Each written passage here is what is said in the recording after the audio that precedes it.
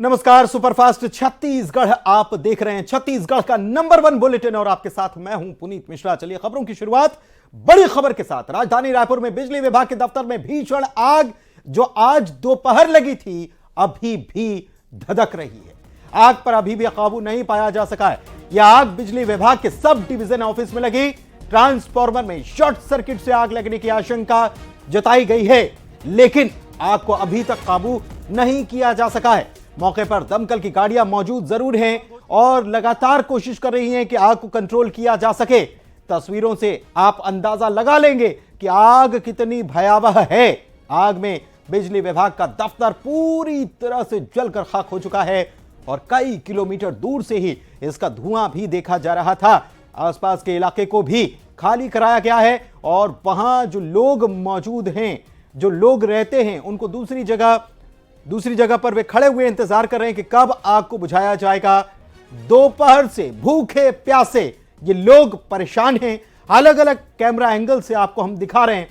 5 तस्वीरें देखिए बिजली विभाग के दफ्तर की। आग कितनी भीषण है और कितनी बड़ी है, कितने बड़े पैमाने पर यह फैली है, इस तस्वीर को देखकर ही आप समझ पाएंगे।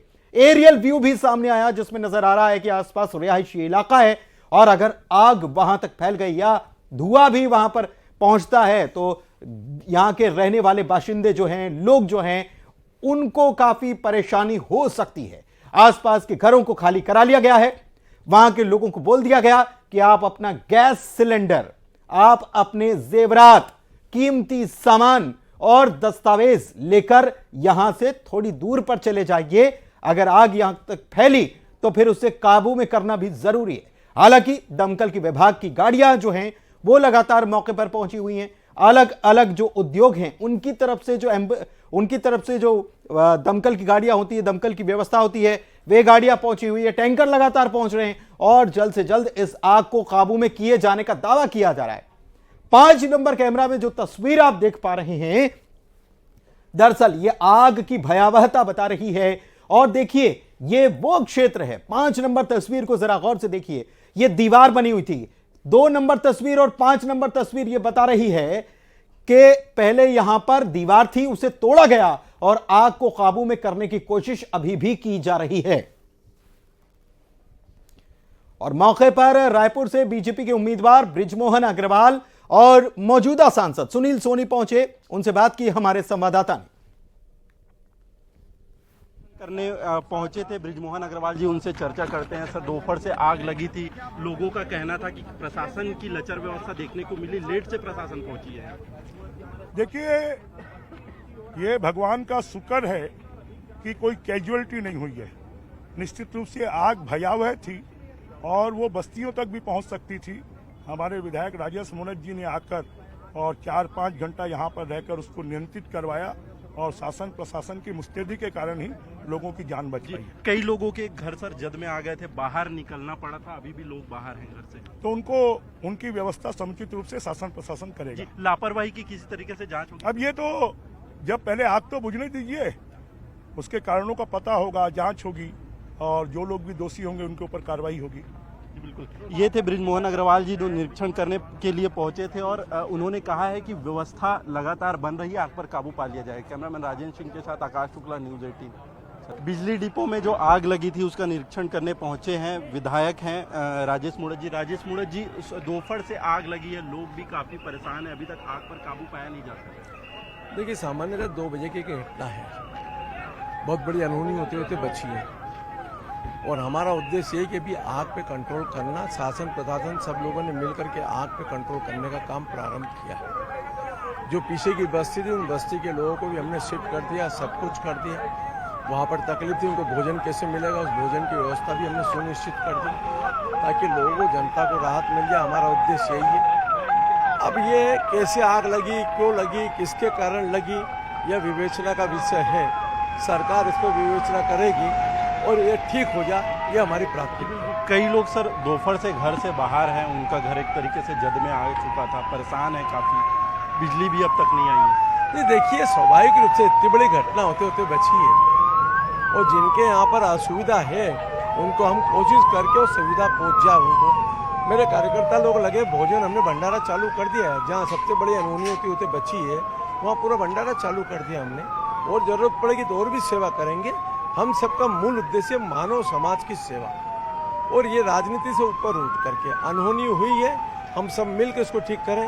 उसमें कमी बेसी क्या थी वो कल देखेंगे उसको, ताकि भविष्य में ऐसी गलती ना हो। जी बिल्कुल, ये थे राजेश मूणत जी, क्षेत्र के विधायक है। सबसे पहले उन्होंने लोगों के लिए बेहतर व्यवस्था कर दी है, और क्या गलती हुई है ये जांच के बाद ही पता चलेगा, इस पर भी ध्यान दिया जाएगा, उन्होंने जैसा कि कहा है। कैमरामैन राजेंद्र के साथ आकाश शुक्ला, न्यूज़ 18 रायपुर, छत्तीसगढ़। तो वहां जो जनप्रतिनिधि पहुंचे थे उनसे बातचीत हमारे सहयोगी आकाश कर रहे थे। कुछ देर पहले की तस्वीर भी आप ये देख सकते हैं। अंधेरा हो चुका है, आग की लपटें अभी भी नजर आ रही हैं, लेकिन जो बातचीत है उसके आधार पर यह समझा भी जा सकता है कि आग को कंट्रोल में तो कर लिया गया है, अब पूरी तरह से बुझाना उसको बाकी है। दूसरी तरफ जो लोग दिन भर से परेशान हो रहे थे, जो आसपास के लोग रहने वाले हैं, उनके बारे में कहा गया कि अब व्यवस्था की जा रही है, अब उनके लिए व्यवस्था की जा रही है। सवाल यह भी उठ रहा था कि शासन प्रशासन की टीम जो है वो मौके पर देर से पहुंची, रिस्पॉन्ड उसने देर से किया। हमारे साथ आकाश मौजूद हैं, सीधे उन्हीं के पास चलते हैं और उनसे बात करते हैं, ताजा स्थिति उनसे जानते हैं। आकाश, ताजा स्थिति बताइए, आग को कितना कंट्रोल किया जा सका है, क्या पूरी तरह से बुझा ली गई?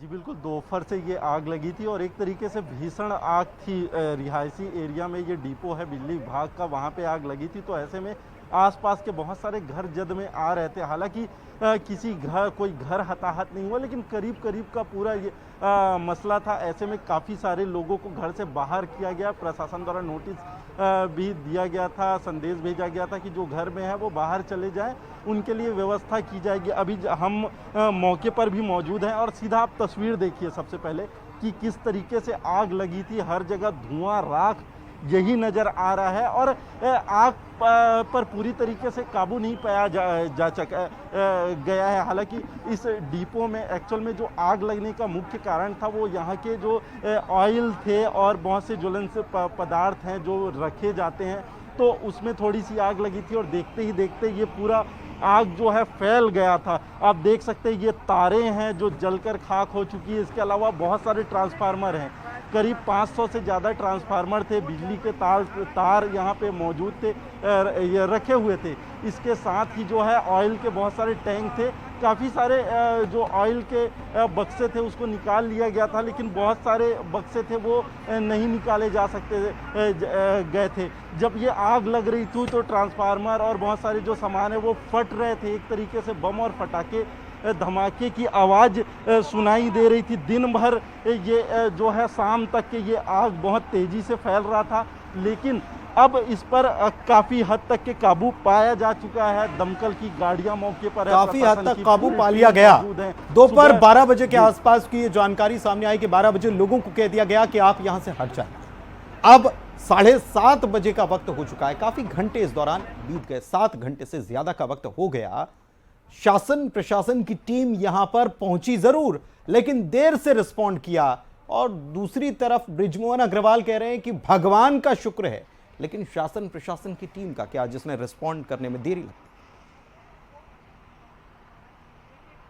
जी बिल्कुल, देखिए लोगों से जब हमने बात की तो उनका ये कहना था कि प्रशासन की टीम अगर पहले पहुंच जाती, पहले सजग हो जाते तो काफ़ी हद तक आग पर काबू पाया जा सकता था, लेकिन प्रशासन की टीम जो है लचर व्यवस्था देखने को मिली, इस वजह से आग जो है फैली है। लेकिन जैसे जैसे आग फैलती गई, जब समस्या गंभीर होती गई, तब वो जागे और एक एक करके फिर दमकल की गाड़ियां पहुंचने लगी, बढ़ाया गया। इसके साथ ही प्रशासनिक अधिकारी पहुंचे थे। हाल ही में शाम को अभी जो जनप्रतिनिधि थे, मंत्री बृजमोहन अग्रवाल यहाँ आए थे, क्षेत्र के विधायक राजेश मूणत पहुंचे थे, इसके अलावा अन्य प्रतिनिधि थे वो पहुंचे थे, व्यवस्था का यहाँ निरीक्षण किया। इसके अलावा जो बेघर हुए हैं लोग, जो घर से बाहर हैं, उनके लिए भोजन की व्यवस्था की गई है, उनके लिए भंडारे की व्यवस्था की गई है। ठीक है, आग को अब और कितनी देर में काबू करने में वक्त लगेगा, क्या कुछ बता रहे हैं? कुछ कोई जिम्मेदार व्यक्ति है वहां पर मौजूद है?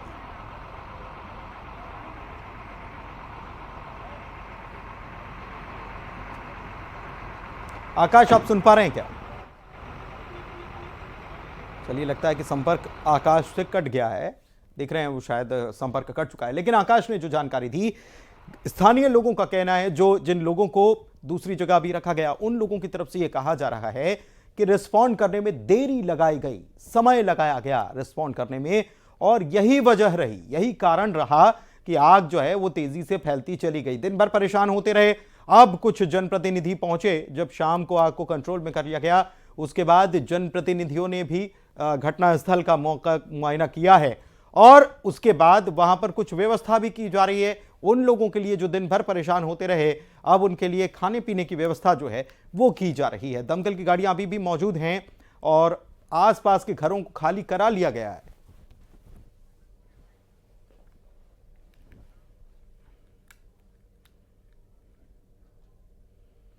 चलिए आगे बढ़ते हैं और अगली खबर की बात करते हैं। रायपुर से खबर आपको बता रहे हैं, अनवर ढेबर को कोर्ट में पेश कर दिया गया। शराब घोटाले का आरोपी है अनवर ढेबर और उसे आज कोर्ट में पेश किया गया। ईओडब्ल्यू और एंटी करप्शन ब्यूरो दोनों जो हैं इस पूरे मामले की जांच कर रही हैं और 8 अप्रैल तक इन दोनों को रिमांड मिल गई है अनवर ढेबर की। दरअसल 17 अप्रैल तक की रिमांड मांगी गई थी, लेकिन 8 अप्रैल तक की रिमांड कोर्ट की तरफ से दी गई। बता दें आपको, एजाज ढेबर जो मेयर हैं रायपुर के, उनका भाई अनवर ढेबर है। युगल तिवारी हमारे संवाददाता हमारे साथ रायपुर से जुड़े हुए हैं। युगल, जानकारी दीजिए। किया गया था और उन्हें रिमांड पर लेकर के जो एसीबी की टीम है, ईओडब्ल्यू की टीम है, वो पूछताछ कर रही है। साथ ही अचानक से अनवर ढेबर को गिरफ्तार किया गया और उन दोनों को बिठा करके कल रात पहले न्यायालय में पेश करने से पहले एक दौर की पूछताछ की गई है और अब 17 अप्रैल तक के जो ईओडब्ल्यू एसीबी ने रिमांड मांगा था, लेकिन कोर्ट ने 8 अप्रैल तक के रिमांड है वो दी है। तो जाहिर तौर पर कहा जा सकता है अब दोनों आरोपियों को आमने सामने बिठाकर जो एसीबी ईओडब्ल्यू की टीम है वो पूछताछ करेगी और ये पूरा जो शराब घोटाला है उसका पर्दाफाश करने की जो कोशिश है एसीबी और ईओडब्ल्यू की टीम है वो करेगी। जी बहुत शुक्रिया युगल आपका इस जानकारी के लिए। 17 अप्रैल तक रिमांड मांगी गई थी, 8 अप्रैल तक कोर्ट ने रिमांड पर दिया है अनवर ढेबर को। और धमतरी से खबर आई सामने, जहां पर नहर में 4 बच्चे बह गए। नदी की नहर में नहाने के दौरान यह हादसा पेश आया। हालांकि 3 बच्चों को तो लोगों ने बचा लिया, लेकिन अभी भी एक बच्चा लापता बताया जा रहा है, जिसकी तलाश की जा रही है। गोताखोर बुला लिए गए और बच्चे की तलाश में गोताखोर भी जुट गए हैं। नहाने के लिए बच्चे गए थे और इसी दौरान ये 3 बच्चों को बचा लिया गया। बच्चे बह गए थे नहर में, 3 को तो बचा लिया गया, लेकिन एक बच्चा अभी भी लापता बताया जा रहा है। धमतरी से अभिषेक पांडे हमारे संवाददाता जुड़े हुए हैं। अभिषेक, क्या जानकारी रेस्क्यू को लेकर, बच्चा मिल पाया क्या? देखिए, अभी भी तलाश जारी है जो लापता बच्चा है उसकी, और बाकी के जो 3 बच्चे थे उन्हें आसपास के लोगों ने मौके पे बचा लिया था। तीनों की हालत अभी ठीक है, वो खतरे से बाहर हैं और गोताखोरों के साथ पुलिस की बड़ी टीम लगी हुई है नहर में। और पानी का बहाव तेज है। आपको बता दूं, 2 दिन पहले ही नहर में पानी छोड़ा गया है ताकि गर्मी के मौसम में गांव के तालाबों को भरा जा सके, और उसी बहते हुए नहर में ये बच्चे नहाने चले गए थे। धमतरी के मराठापारा के रहने वाले हैं, बहुत कम उम्र के 10-12 साल के ही बच्चे हैं। उनमें से एक बच्चा जो है वो बह चुका है, जिसकी तलाश जारी है। चलिए ठीक है, तलाश अभी भी की जा रही है। बहुत शुक्रिया अभिषेक आपका इस जानकारी के लिए। तो बच्चे की तलाश अभी भी की जा रही है। एक बच्चा लापता बताया गया। नहर में 2 दिन पहले ही पानी छोड़ा गया, जो कि अभिषेक जानकारी भी दे रहे थे, और इसी में बच्चे नहाने के लिए गए थे, लेकिन शायद उनको अंदाजा नहीं होगा कितना बड़ा हादसा हो गया। और चलिए आगे बढ़ते हैं और बात करते हैं अमित शाह की। बीजेपी के चाणक्य अमित शाह कहे जाते हैं और गृह मंत्री अमित शाह, दरअसल उनका दौरा होने वाला था छत्तीसगढ़ में, वे आने वाले थे, लेकिन अब खबर आ रही है कि उनका दौरा रद्द हो सकता है। अमित शाह को कवर्धा आना था और उनका दौरा यह रद्द हो सकता है। अपरिहार्य कारण इसके पीछे बताए जा रहे हैं। दरअसल कल कवर्धा में चुनावी सभा को वे संबोधित करने वाले थे, लेकिन किन्हीं कारणों के चलते अमित शाह का यह दौरा रद्द हो गया है, ऐसा कहा जा रहा है। हालांकि अभी यह कंफर्म खबर नहीं आई है। अभिषेक शुक्ल न्यूज एडिटर हमारे साथ जुड़े हुए हैं, हमारे उनसे बात करते हैं। अभिषेक जी, आना था अमित शाह को, गृह मंत्री को आना था, चुनावी रैली करनी थी, लेकिन रद्द हो सकता है उनका दौरा। क्या कारण है, क्या वजह है इसके पीछे? देखिए, कारण अपरिहार्य कारण ही बताए जा रहे हैं और ये दौरा होना था कल अमित शाह का, वहां पर चुनावी सभा होनी थी, लेकिन अभी खबर आ रही है कि उनका ये दौरा रद्द हो सकता है। जो चुनावी सभा वो करने वाले थे, कवर्धा पहुंचने वाले थे, राजनांदगांव लोकसभा के कवर्धा में, तो ये फिलहाल आ रही है ये दौरा कल जो होने वाला था रद्द हो सकता है। और हालांकि इसके पीछे बहुत कारण अभी कुछ सामने नहीं आया है। शुरुआती खबर ये है कि अमित शाह का ये दौरा रद्द हो सकता है और एक बड़ी सभा होनी थी उनकी कवर्धा में, राजनांदगांव इस वक्त छत्तीसगढ़ में हॉट सीट बनी हुई है, वहां पर उनका ये दौरा होना था, लेकिन किन्हीं कारणों की वजह से खबर आ रही है कि ये दौरा उनका रद्द हो सकता है। ठीक है, लेकिन जो चुनावी सभा जो होनी थी, क्या वो चुनावी सभा तो होगी अगर उनका दौरा रद्द होता है तब भी? बिल्कुल, स्थानीय नेता वहां पर मौजूद रहे, क्योंकि हॉट सीट है। राजनांदगांव चुनाव प्रचार तो लगातार चल रहा है और इन सीटों पर लगातार कोई न कोई बड़ा नेता वहां खुद पहुंच रहा है। कवर्धा खुद डिप्टी सीएम का इलाका है, विजय शर्मा का, तो लगातार सभाएं तो हो ही रही हैं। चलिए, बहुत शुक्रिया अभिषेक जी आपका इस जानकारी के लिए।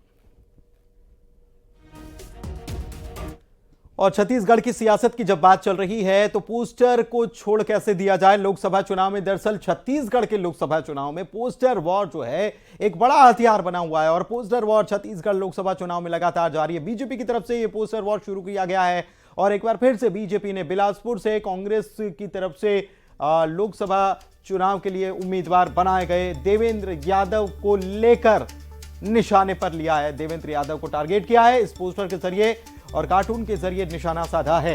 देवेंद्र यादव को बीजेपी ने कोयलेंद्र बताते हुए लिखा है कि बिलासपुर वालों, इस कांग्रेस प्रत्याशी को हर तरफ कोयला ही कोयला दिखता है। कांग्रेस ने भी एक पोस्टर हालांकि जारी कर दिया रायपुर से और बीजेपी उम्मीदवार बृजमोहन अग्रवाल और सांसद सुनील सोनी पर निशाना साधा है। 5 साल में इसने क्या कर लिया जो मैं कर लूंगा। तो ये एक बिलासपुर की सीट को लेकर ये पोस्टर वॉर, तो दूसरी तरफ रायपुर की सीट को लेकर ये निशाना साधा गया कांग्रेस की तरफ से भी।